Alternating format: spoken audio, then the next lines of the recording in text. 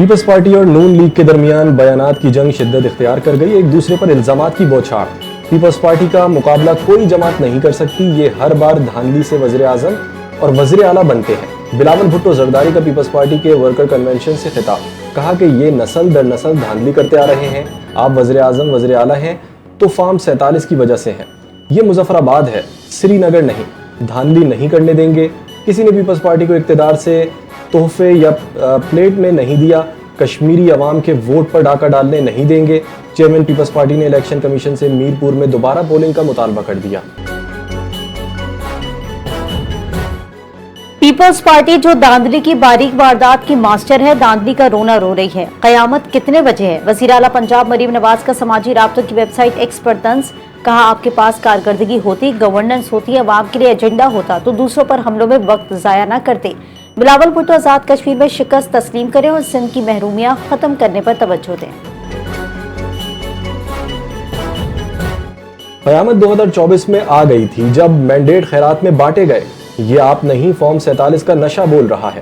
Senior وزیر سندھ شرجیل انعام میمن کا وزیر اعلیٰ پنجاب کے بیان پر سخت رد عمل، نون لیگ پر دھاندلی اور خیراتی مینڈیٹ کے الزامات لگا دیے، کہا کہ نون لیگ کشمیر میں بھی دھاندلی کے ذریعے اقتدار میں آنا چاہتی ہے۔ نواز شریف اور مریم نواز چور دروازے سے اقتدار میں آئے، مسلم لیگ نون نے پنجاب میں دھاندلی اور خیراتی مینڈیٹ کے ذریعے حکومت بنائی۔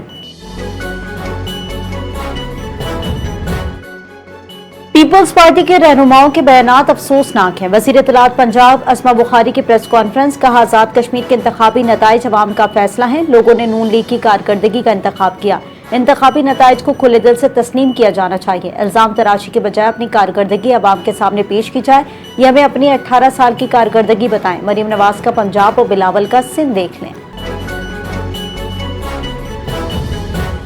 سیکیورٹی فورسز نے خیبر پختونخوا اور بلوچستان میں کارروائیاں کی ہیں، بھارتی پراکسی سے تعلق رکھنے والے 32 دہشت گردوں کو ہلاک کر دیا گیا۔ آئی ایس پی آر کے مطابق 28 اور 29 جولائی کو خیبر اور نوشکی میں متعدد ایریا سینیٹائزیشن اور ٹارگیٹڈ آپریشنز کیے گئے۔ فورسز نے مختلف دہشت گرد ٹھکانوں کو مؤثر انداز میں نشانہ بنایا، خیبر میں 24، نوشکی میں 8 خوارجیوں کو جہنم واصل کیا۔ اسلحہ، گولہ بارود اور دیسی ساختہ دھماکہ خیز مواد برآمد، دہشت گردوں اور سہولت کاروں کی تلاش کے لیے سرچ آپریشن جاری۔ ترکی کو F-35 طیاروں کی فروخت کے معاملے پر ٹرمپ کا نیتن یاہو کو دو ٹوک جواب۔ ترکی کئی دہائیوں سے امریکہ کا اہم اتحادی ہے۔ امریکی صدر ڈونلڈ ٹرمپ کی ایئر فورس ون میں صحافیوں سے گفتگو، کا امریکہ کو ہدایت نہیں دی جا سکتی کہ وہ کس ملک کو کیا فروخت کرے۔ ترکی امریکہ ممالک کے درمیان تعلقات کو مزید مضبوط بنانے کی ضرورت۔ تیل تنصیبات پر حملوں کے بعد سعودی عرب کی عراق پر جوابی کارروائی۔ مملکت کی مسلح افواج نے عراق میں ان اہداف کو نشانہ بنایا جو سعودی عرب کی اہم تیل تنصیبات پر حملوں میں ملوث عناصر سے منسلک تھے۔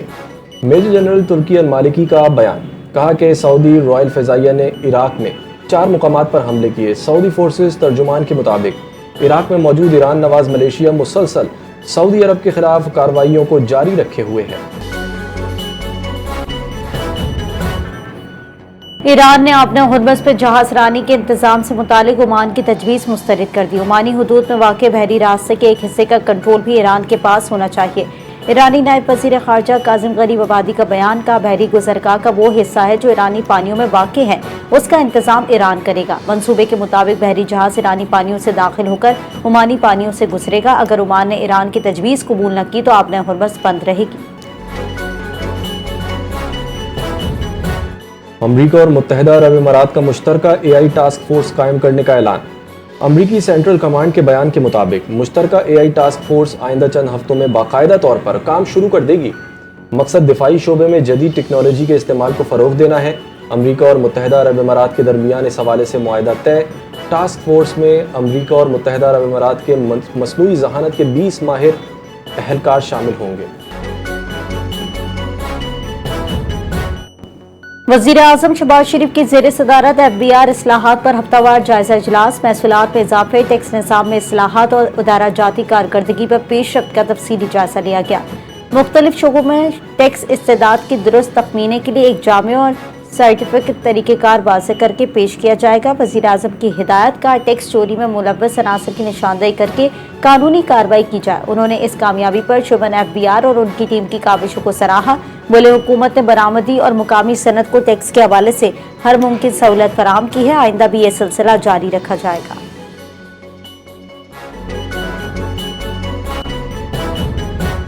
वज़ीर आज़म मोहम्मद शहबाज शरीफ से चेयरमैन वज़ीर आज़म यूथ प्रोग्राम राना मशहूद अहमद खान की मुलाकात। यूथ प्रोग्राम के मंसूबों पर पेशरफ्त से वज़ीर आज़म को आगाह कर दिया गया। नौजवानों के लिए रोज़गार के मौके बढ़ाने की हिकमत अमली तेज़ करने की हिदायत। वज़ीर आज़म ने कहा, जदीद टेक्नोलॉजी, मसनूई ज़हानत और डिजिटल महारतें वक्त की अहम ज़रूरत है। नौजवानों को मयारी तालीम, पेशा वाराना तरबियत, जदीद टेक्नोलॉजी, मसनूई ज़हानत, डिजिटल महारतों और कारोबारी सलाहियतों से आरास्ता करना हुकूमत की अवलीन तरजीहात में शामिल है।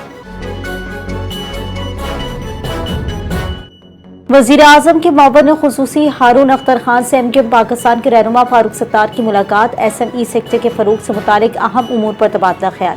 फारूक सत्तार की SME सेक्टर के लिए हुकूमती इक़दामात की हिमायत और ताउन की यकीन दहानी। हारून अख्तर खान ने कहा कि SME सेक्टर मुल्क की मईशत में रीढ़ की हड्डी की हैसियत रखता है।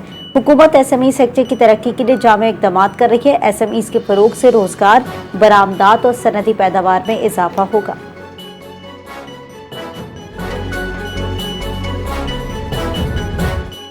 वफाकी वज़ीर रेलवे मोहम्मद हनीफ अब्बासी 2 रोज़ा दौरे पर तुर्किया रवाना। पाकिस्तान और तुर्किया के दरमियान रेलवे ताउन बढ़ाने पर अहम मुज़ाकरात होंगे।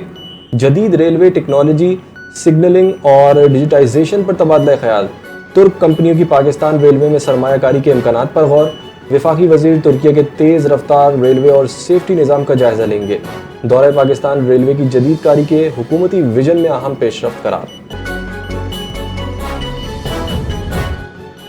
कलअदम एक्शन कमेटी तारीख से नावाकिफ या कोई एजेंडा लेकर चल रही है। पाकिस्तान से इल्हाक के लिए इस धरती के लोगों ने खून दिया है। आज़ाद कश्मीर के साबिक सदर सरदार मसूद खान का बयान। कहा, सरदार मोहम्मद इब्राहिम न होते तो कोहाला समेत आज़ाद कश्मीर के दीगर इलाकों में भारतीय फौजें बैठी होती। सरदार मोहम्मद अब्दुल कयूम ने अपनी पूरी जिंदगी तहरीक आज़ादी कश्मीर की जदोजहद में गुजार दी।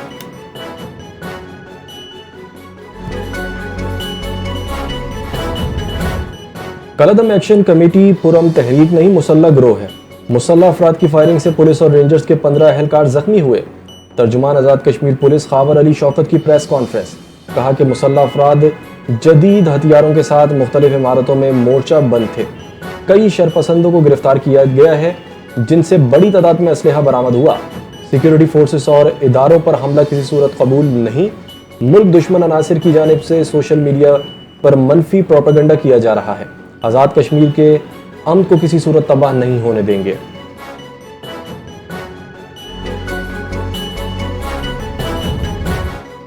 वेस्ट इंडीज ने पाकिस्तान को पहले टेस्ट में 90 रन से हरा दिया। कौमी टीम 211 रन के ताक़ुब में 120 रन पर ढेर हो गई। पाकिस्तान के 8 खिलाड़ी डबल फिगर में भी दाखिल ना हो सके। बाबर आजम ने 58 रन के साथ नुमाया रहे। जैडन सेल्स ने 5, केमार रोस्ट और जस्टिन ग्रो ने 2-2 विकेटें हासिल की। पाकिस्तान फुटबॉल टीम पहली बार किसी फीफा इवेंट में शिरकत करेगी। PFF ने तस्दीक कर दी। इफ्तिताई फीफा आसियान कप में कौमी मेंस टीम एक्शन में होगी। पाकिस्तान का मुकाबला भारत समेत एशिया की मजबूत टीमों से होगा। पाकिस्तान को फीफा आसियान कप में खुसूसी दावत मिल गई है। टूर्नामेंट सितंबर से अक्टूबर में इंडोनेशिया में खेला जाएगा।